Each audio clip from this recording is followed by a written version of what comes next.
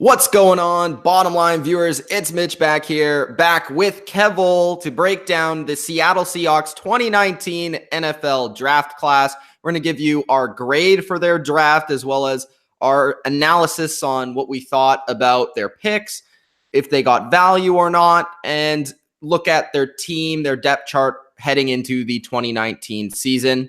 Kevil, as the Seahawks fan, how do you really feel coming out of this draft in terms of where do you feel the Seahawks are at where they were before and where they are now? And really, do you like the draft at this point? Well, I think the first thing that you have to start with when you're talking about the Seahawks draft is the fact that they came in with 4 draft picks and came out with 11. I think that's a huge win. John Schneider always talks about the bites, and Pete Carroll will always talk about the bites of the apple. You need more bites of the apple in order to have more players. Now, the Seahawks have been universally, their drafts have been panned since 2012, specifically up high when Malik McDowell doesn't work out, and Rashard Penny doesn't work out. And I think there's a lot of people that are going to pan what they've done here.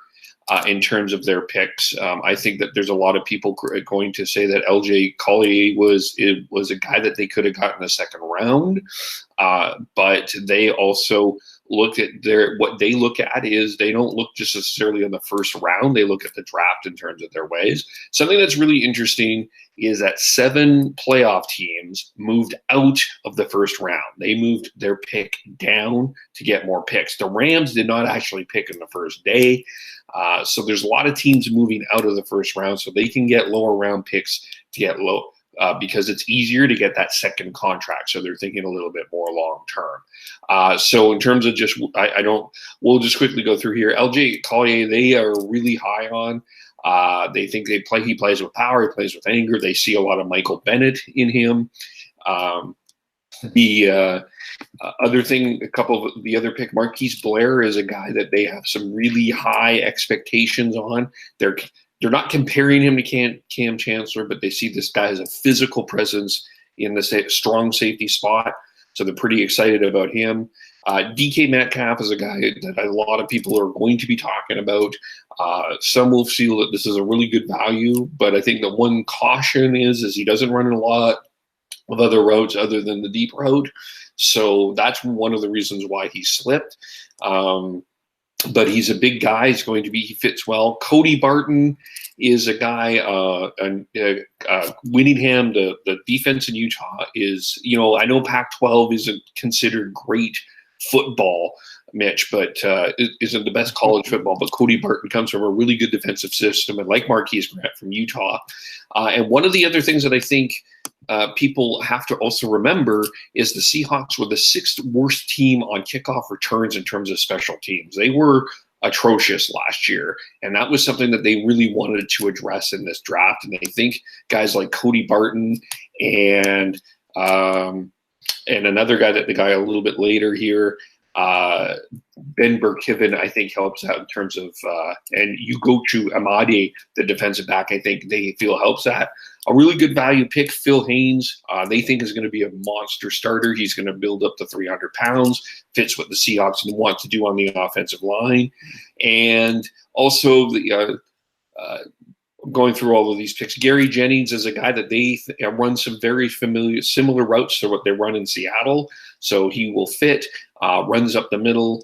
And then they got some guys that they see possibly fitting on a special teams, Travis Homer, DeMarcus Christmas, and they did make a final trade for John Ursua. So overall, I think that this was a pretty solid draft. I think a couple of things that I would take away that I'm a little concerned about, they didn't get that Frank Clark type pass rusher that they lost in the Frank Clark trade. So I still think that pass rushing is going to be a huge concern going into what Schneider and Carroll call it a phase 3. And drafting 2 safeties tells me a little bit that they are not high on what they have at safety in terms of Delano Hill and Tedrick Thompson. So they're bringing in some competition to that, especially when you have drafted those guys pretty high. You probably have soured on that a little bit. So those would be my 2 concerns. And I think there's going to be some debate about what you do with LJ Collier if he was picked too high or not. I guess we'll find out. Yeah, I think you said a lot there. Going into LJ Collier, just the first round pick in itself, I was a little bit higher on LJ Collier than a lot of other people, I believe. I think he deserves to be picked in the first round. I don't know if he's a Frank Clark type pass rusher. I don't think he really is that type of player. I think, like you said, he closely kind of resembles the style of play that Michael Bennett sort of. He's more of that style of player where you can kind of move him around the defensive line a little bit. He's big enough to play inside, but he can also play outside. I think he's a player that a lot of scouts, it didn't really seem like were high on until they really dove deep into kind of his film and getting closer to the draft date. Like, he was a player that a lot of people were sleeping on until the draft kind of came around. And then you saw him sort of shoot up draft boards because he doesn't really play a sexy style as a defensive end. He's not like super quick or super athletic, but he is a nice blend of balance, strength, power. And I think he'll be immediately day one in the NFL a pretty solid player because he's not necessarily very raw. He's kind of ready to go right now, but he can learn, extra things. Of course, he's just a rookie, but I feel like he's more of one of the ready prospects at the defensive end / edge position where he can play against the run. He can play against the pass pretty well. There are some prospects in this edge class where they were really good as a pass rusher, but they sucked against the run, or they were really good against the run, but they couldn't rush the passer. And Collier kind of is a balanced player in terms of he can do both, but he can play a number of different spots for their defensive line. And as we've always brought up with the Seahawks, I mean, their defensive line's always been a focus of their defense. It's been what the strength. I know everybody wants to talk about their secondary, but their defensive line has really been where their success has come from in their defensive scheme. When they've had a good defensive line, when they've had a pass rush, that's where they've been successful defensively and as a team overall. So I think Collier is a nice pick at 29. I had him as a late first round, early second round pick. So I feel like that's very fair for where he went overall. And yes, they didn't get a Frank Clark type of player, but they got a player that will help their defensive line in day one with Collier, in my opinion. Moving on to the pick I think I really want to talk about, and everyone else is probably talking about, is DK Metcalf. You brought up that he is sort of a deep receiver and he doesn't run many routes, and that's sort of why he fell, and you're right. But one guy that the Seahawks are going to lose, it seems like, is Doug Baldwin. So they're going to have one of these rookie receivers step up. It's likely going to be DK Metcalf. Now, the thing that's interesting about adding a DK Metcalf is Tyler Lockett is a very similar, used receiver. He's not like the same type of body, far from it. He's not the same type of, just height and weight and that sort of thing. But they play a similar style in terms of their deep down the field receivers. And that's how they're going to be utilized. Now, who do you think for the Seahawks is really going to be able to find that Doug Baldwin role? Do you think it's one of these picks that they had in this draft, or do you think it's somebody possibly we're not talking about? Like they picked a Gary Jennings Jr. from West Virginia. Maybe it's this guy, but I don't really know because they don't really have that kind of intermediate to short receiver like Doug Baldwin, as opposed to the deep threat in DK Metcalf and Tyler Lockett. Well, that's what they're expecting from Gary Jennings. Gary Jennings is the guy that they're thinking is going to be the guy that they're going to have in the middle to be sort of make those tough catches. I'm not saying that DK Metcalf, look, if DK Metcalf and I took off shirts, there would be DK Metcalf would be much better looking. No question about that. The thing about DK Metcalf is I think he was a value at where they picked him, though. Absolutely. Yeah, I'm not disputing that at all. I think the guy's got some real talent, but he's got some rawness to him too that I do think some teams soured on a little bit that allowed him to go down. I'm excited about him. Like looking at DK Metcalf and his skill set, his ability is pretty much his strength to get off the line and his release. Like nobody's going to be able to jam him at the line. He's just too strong. So, And then really a lot of corners will not want to jam him at the line because he's too fast. So what he enables you to do is he actually, I know you don't really want to hear this, he helps the Seahawks run the ball even more. Yes, he does. No, that's fine. And he does. He talked about run blocking as well. He talked about looking forward to doing that too. So. And he's a big, powerful guy, so he can obviously get in the way and run block. But just his ability with his deep speed to scare a defense allows corners to back off, and and safeties to back off, which enables you to run the ball a little bit more. And now you have Tyler Lockett on one side, DK Metcalf on the other side. So teams aren't really going to be pressing your receivers or really get in the face of your receivers. That's just going to allow Russell Wilson, a more of a tell from the defensive perspective, and also more of an ability to run the ball and set up their play action like they like to do. So I think that was a wise pick. And if I'm the Seahawks, I take a page out of what the Patriots did with Josh Gordon this past year and utilize him in the same way, because Josh Gordon didn't come in knowing the full playbook or knowing all the little things and little routes. He's not running the Julian Edelman routes. He's just going to run slant, come back, post, streak. And if DK Metcalf can do that, then, that's going to be a solid addition to the Seahawks overall, I think. Yeah, I agree. And he perfectly fits what Russell Wilson can do as a quarterback. Yeah. Which Russell Wilson is one of the best deep ball quarterbacks in the league. So you're expecting that they are going to have DK Metcalf as a starting receiver without Doug Baldwin, and then they're going to have Gary Jennings Jr. at least compete as the slot receiver, because I think that's the big question to look out for preseason training camp is who becomes that sort of slot receiver and takes the Doug Baldwin role, because that's not why they drafted DK Metcalf. Now let's look at some of the other guys. How about Cody Barton? Now, I think they personally should have probably addressed the corner position a little bit earlier in this draft, but they went with a linebacker in Cody Barton in the 3rd round. Do you have any thoughts on him? Well, I think what they're thinking is not Marquise Grant, the other safety that they drafted. I'm sorry, I mispronounced his name. Udo is going to be a guy that might actually turn into a corner. They want Marquise Grant, and what they said is they want Grant as the strong safety, but Amadi as sort of the free safety, but sort of they vision him as playing a little bit of nickel as well. So I think they have some big plans for Amadi to try in sort of a nickel corner play, like the Swiss Army knife role. So I think that they feel that they found that in Amadi. Specifically, and he's versatile in that he can play defensive back, he can play corner and safety. So they found some flexibility there. Barton's a guy that can play all 3 positions, so they saw some value in that. And it's good too, because I think it brings some competition to a guy like Barkevius Mingo. That brings some depth to that linebacker position.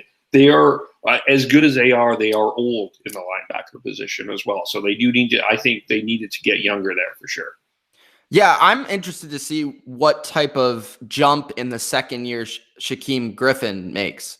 Is he going to play a bigger role? Because I think he was a big storyline, obviously, in last year's draft, and he played a lot of special teams last year. But I guess, adding Barton to that group, you have Griffin in the depth department. There's still uncertainty whether Kendricks is going to be able to play or not. You have Mingo, obviously, you have Wagner and Wright. That's quite a few linebackers there, and I'm not even mentioning all of them. So they have quite the depth at the linebacker position. The position I'm really intrigued in is opposite of the slot receiver, the slot corner position. Like, they have Shaquille Griffin, they have Trey Flowers, but they lost Justin Coleman. And I know you brought up a name there, but that's probably a camp battle. Is it not? Yeah, I think it will be a camp. I think they do see a camp battle there. And I also think because of how high they drafted a Marquise Grant, Delano Hill and a Tedrick Thompson, I don't know. I think at very least to bring in some competition to those two there.